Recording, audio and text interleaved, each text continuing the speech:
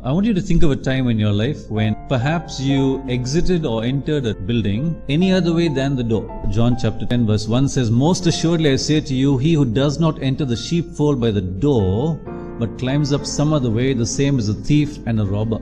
You know, when a thief is going to rob a bank or rob a house, he doesn't usually walk in through the main door, ring the bell and walk in, right? But he who enters by the door is the shepherd of the sheep. A thief, he says, enters some other way, but the shepherd walks right through the door. John 10:7-10. Then Jesus said to them again, "Most assuredly I say to you, I am the door of the sheep." Now suddenly he's used the word "I am" here. Till now he's been talking about everything in the third person. Now he says, "I am the door of the sheep. All whoever came before me are thieves and robbers." Now he's talking about other people. Other people who are supposed to be leading God's people, but they are either misleading them or, in this case, excommunicating them. They've just excommunicated a guy who believed in Jesus when technically the Pharisees should have known that this was the Christ.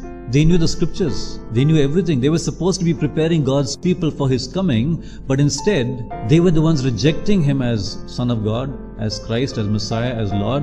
And here's a man who's blind, and he says, "I believe you're the Son of God," and he worships Him. So he says these were thieves and robbers. He goes on to say, "The thief does not come except to steal and to kill and to destroy.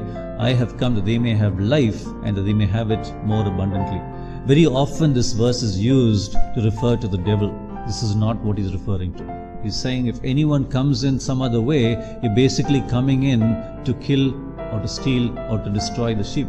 And yes, the devil does that, but the verse here is not referring to the devil. He's talking about the Pharisees who are there for the wrong reasons, who are usurping an authority that God did not give them. And that's the reason why they couldn't recognize Jesus when He came. He says, the sheep did not hear these people. And He says, "I came to give life and give it in abundance." He came to give us eternal life.